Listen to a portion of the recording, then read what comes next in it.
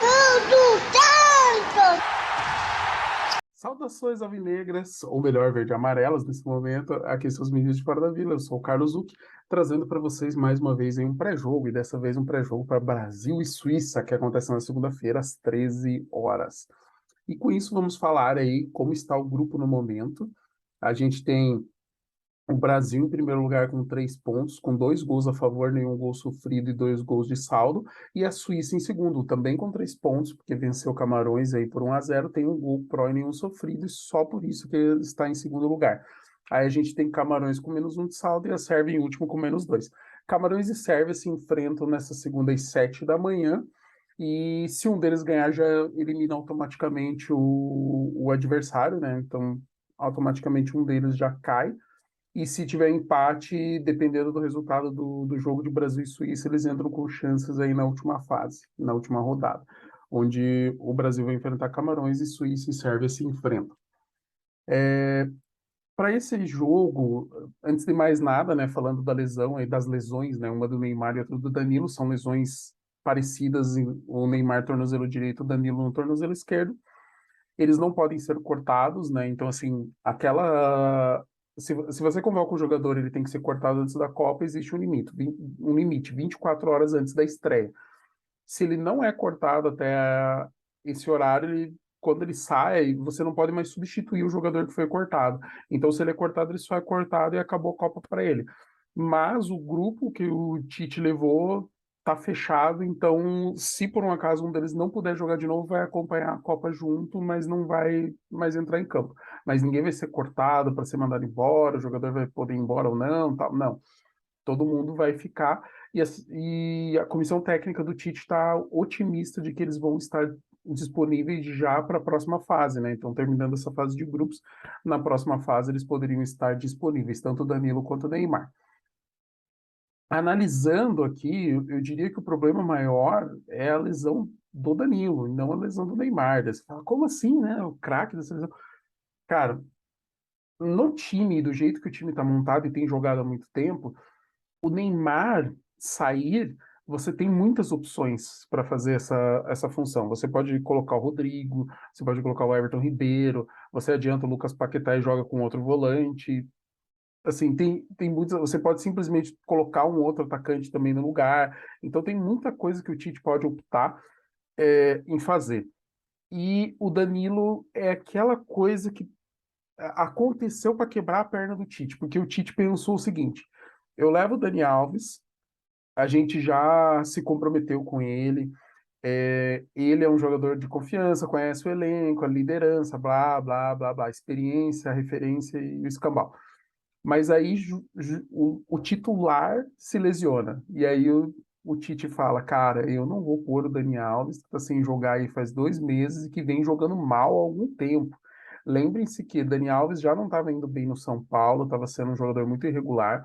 No Barcelona só ajudou ali naquele momento tenso ali do Xavi, ali tentando fazer uma transição entre temporadas, e não vem jogando. E no México, pouco que jogou, jogou mal. Então, assim, é um nome que foi muito levado em função do grupo, acho que não vai ter problema e teve problema. Então, ele rodou. Então, o Danilo é muito mais preocupante, com toda certeza. Já partimos aí para análise aí da possível escalação, que daí eu vou falar mais sobre isso, porque eu quero falar do adversário. Por quê? Porque a Suíça tem um time bom. A Suíça tem um time com bons nomes e que podem atrapalhar o Brasil. Então, é um adversário que tem muitos jogadores de qualidade. Em teoria, e aqui uma possível escalação: Sommer no gol, Widmer, Akanji, Elvedi, Ricardo Rodrigues, Freuler, Chaka, Shaqiri, Sou e Rubem Vargas, e Embolo. Ricardo Rodrigues e Rubem Vargas na esquerda é qualidade, e é bem onde o Danilo não tá e pode fazer falta. Então vamos lá. Vamos analisar aqui. Tem uma matéria aqui do Globo Esporte que eu estou lendo, foi feita pela redação do GE, foi entregue ainda neste domingo, às 7 da noite, e eu estou gravando agora umas 7h40, mais ou menos, então faz pouco tempo que tem essa informação, e eles destacam algumas pessoas, alguns jogadores. Então, Sommer, o goleiro, ele está há 9 anos no Borussia Mönchengladbach da Alemanha, e ele chegou a ser dúvida, né, mas se recuperou de lesão e enfrentou aí e está chegando para a Copa.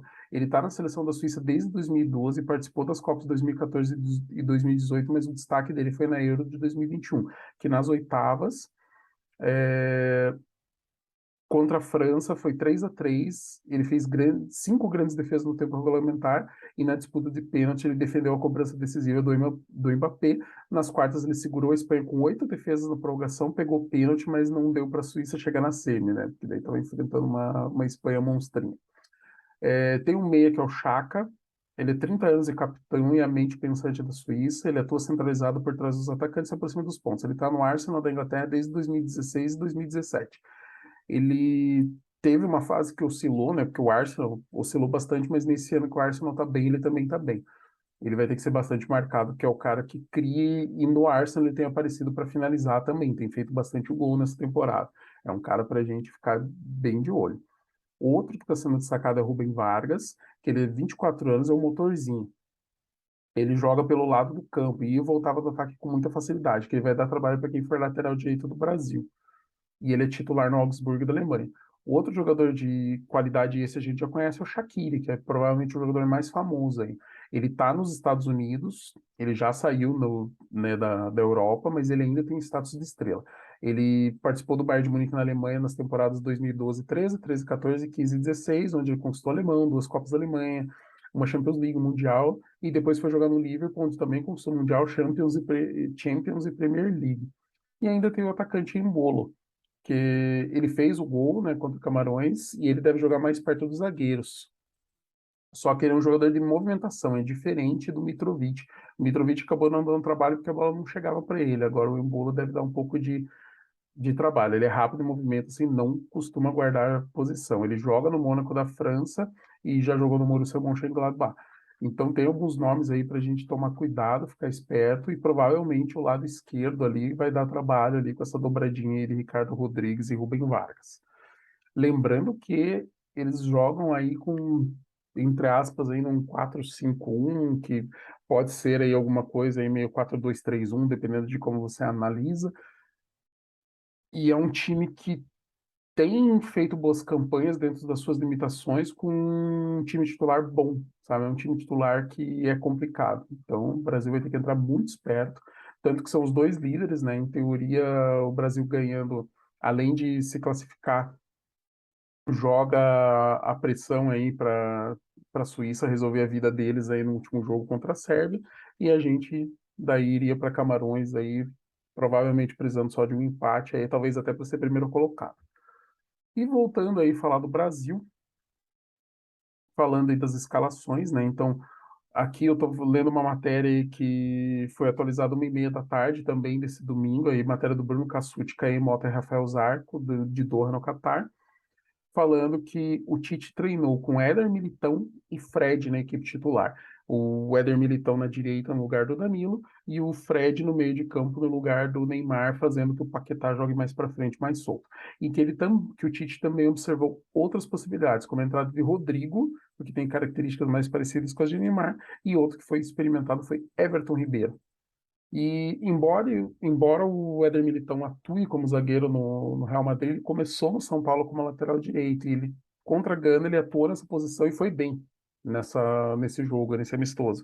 Então, grande chance aí do Éder Militão entrar, que foi uma coisa que eu pensei na hora. Quando falaram da lesão do Danilo, eu pensei, provavelmente o Tite vai de Éder Militão.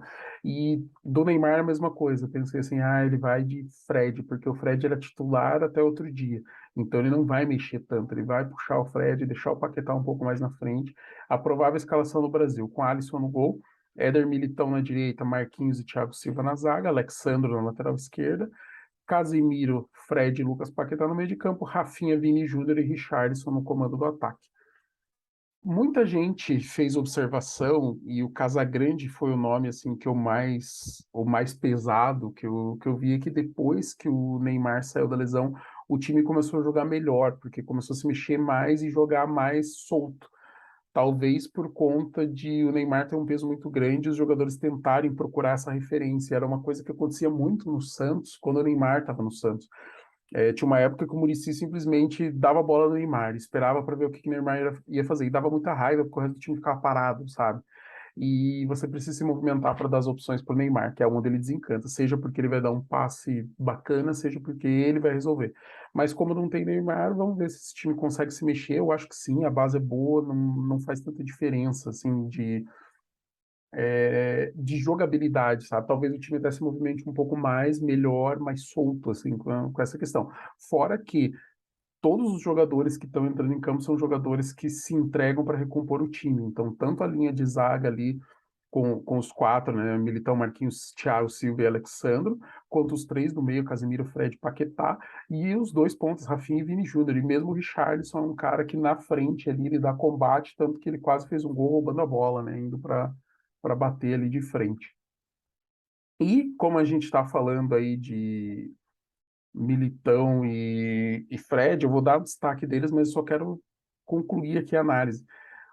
Com o Militão em campo, o Brasil pode, de repente, formar, entre aspas, uma linha de três ali com os três jogadores. O Militão vai ter que subir um pouco para dar essa amplitude na saída de bola, né? Então a tendência é o Casimiro voltar e fazer aquele na saída de três entre o Thiago Silva e o Marquinhos, mas dá um pouco mais de liberdade para o Alexandre também chegar um pouco mais na frente. Aí o Paquetá e o Fred podem. O Paquetá pode ficar até um pouco mais centralizado e o Fred cair já mais para a direita, porque daí tem a cobertura do Militão atrás. E o Casimiro fica mais central esquerda para fazer a cobertura do Alexandre que pode subir.